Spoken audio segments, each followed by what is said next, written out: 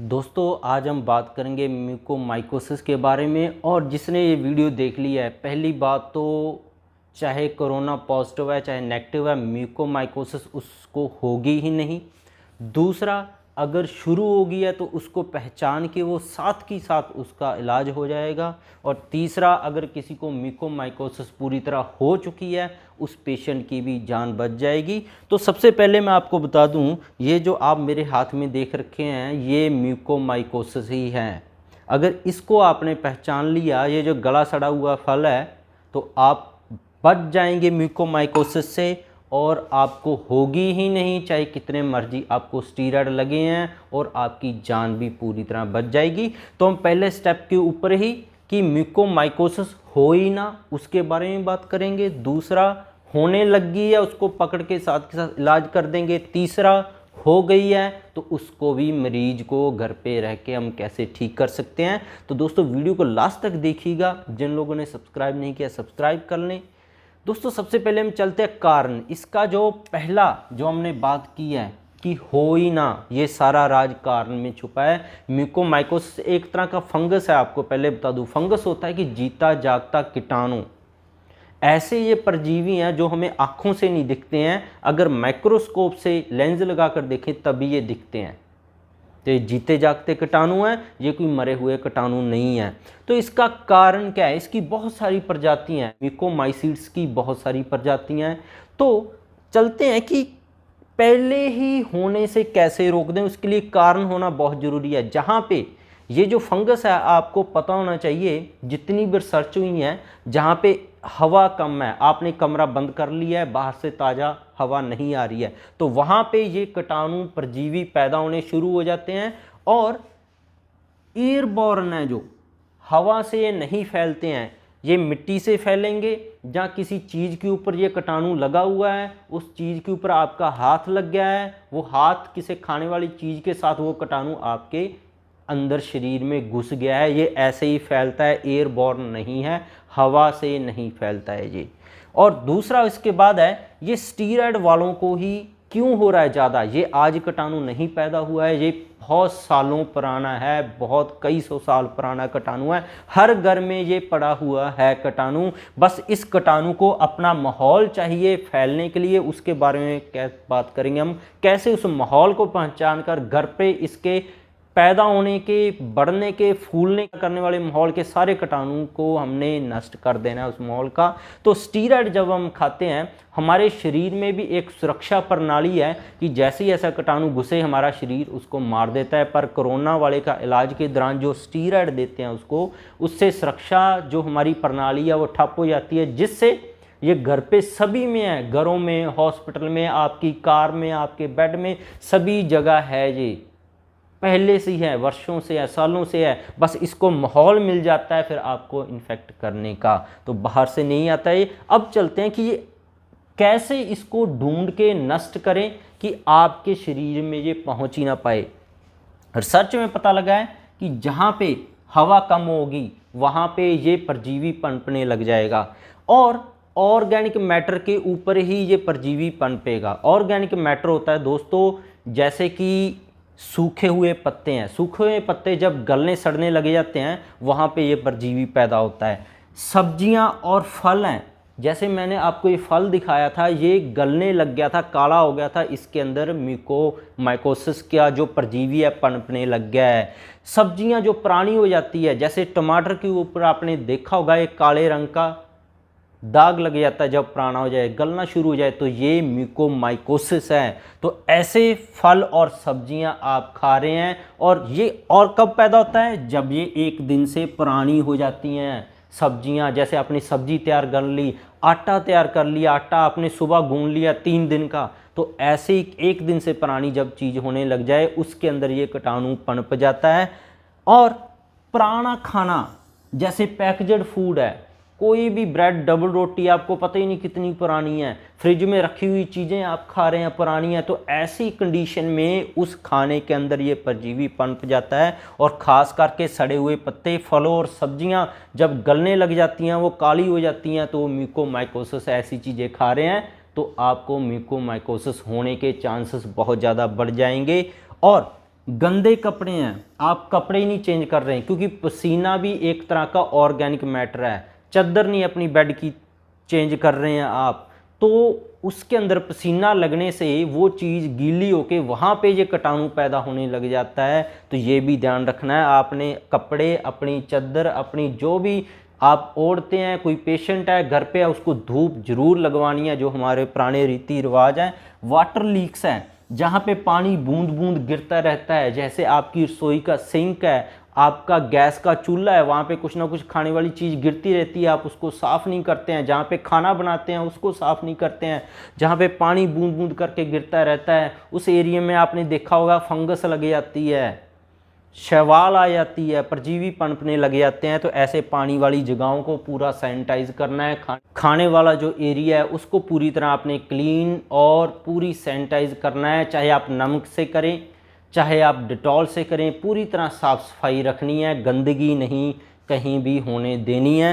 पुराने कपड़े चेंज करने, और टंग क्लीनर है, ये भी म्यूकोमाइकोसिस होने का एक कारण है, जो इससे आप जीभ साफ करते हैं, क्योंकि जीभ पे जो बलगम लगा होता है, जो आप म्यूकस रेशा निकालते हो, वो भी ऑर्गेनिक मैटर है। जहाँ पे ऑर्गेनिक मैटर होगा, जैसे पसीना है और जीभ के ऊपर जो मैल लगी होती है, वो टंग क्लीनर को आपको पूरी तरह आप सैनिटाइज नहीं करते हैं, साफ़ नहीं करते, वहाँ पे परजीवी बहुत जल्दी म्यूकोमाइकोसिस के पनपते हैं, तो वो आपको म्यूकोमाइकोसिस होने का एक कारण है। एडहीजिव बैंडेज है, आपके चोट लगी थी कहीं पे, तो वो आपने अपनी शरीर पे दर्द के लिए आपने सुना होगा, वो एक चेपी लगा देते हैं कि आपको दर्द नहीं होगा, या बैंडेड लगा लेते हैं आप, जहाँ पट्टी लगी हुई है वो चेंज ही नहीं करते 3-3 4-4 दिन आप, तो आपको पता होना चाहिए ऐसी कंडीशन में वहाँ पे इसका परजीवी पनप जाता है। ये एक परजीवी जीते जागते कीटाणु की बीमारी है। तो ये अगर आपने अपना लिया अपनी ज़िंदगी में, तो मैं श्योर हूँ आपको म्यूकोमाइकोसिस कभी भी होगा ही नहीं, क्योंकि हमने पहला जो कारण है वहीं पे इसको रोक दिया। और सबसे बड़े कारण है फल और सब्जियां, जो हम गली सड़ी हुई ले आते हैं, या गल सड़ जाती हैं, उतना हिस्सा काट के, जैसे टमाटर आधा गल गया, आधे को काट के फेंक देंगे, गले हुए को बाकी इस्तेमाल कर लेंगे। तो ये ऐसा नहीं करना है, यही कारण है ये बढ़ रहा है। और स्टीरॉयड का आपको मैंने बता दिया है क्यों बढ़ता है।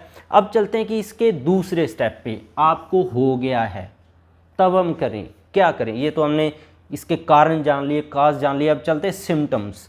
सिम्टम्स क्या है, जैसी इसका म्यूकोमाइकोसिस, जैसे सब्जियों में गलने सड़ने लग जाती है, पत्ते गलने सड़ने लग जाते हैं, वो काले होने लग जाते हैं, वैसे ही शरीर में है। तो गलन सड़न शुरू होती है, नेक्रोसिस, उसके साथ बुखार आ भी सकता है, बुखार नहीं भी हो सकता। और ख़ास करके जिनको डायबिटीज़ है वो ध्यान रखें, क्योंकि चीनी में ये बहुत ही जल्दी पनपते हैं कीटाणु। तो चीनी आपने कम से कम खानी है, ज़्यादा मीठे फल भी नहीं खाने हैं। तो शुगर वाले पेशेंट अपनी मेडिसिन बढ़िया तरीके से लेते रहें। और इसके दूसरे सिम्टम है सिर दर्द है, और उस वाले हिस्से में खास करके चेहरे में ज़्यादातर होता है, उस वाले हिस्से में आपको सूजन लग जाती है। और आँखों की जो आसपास की मांसपेशियाँ हैं, तो वहाँ पे भी आपको काले रंग का अगर कोई गड्ढा दिखता है तो ये उसके सिम्टम हो सकते हैं। आंखों में तेज दर्द, सिर में तेज दर्द, और कहीं पे भी आपको काले रंग का रेशा या काले रंग का खून, चाहे वो आपको टॉयलेट में आता है, चाहे वो यूरिन में आता है, चाहे खांसी में काले रंग का खून आता है, तो ध्यान रखना है। तो ये उसका सिम्टम हो सकता है। तो अपनी डॉक्टर की सलाह से डरना नहीं है, हो सकता है वो पुराना जमा हुआ खून निकल रहा हो, तो ये हो सकता है। इसके बिना ये चेहरे, नाक, कान, आँख को छोड़कर जहाँ पे हो गया वहाँ पे तो हिस्सा डैमेज होनी होना है।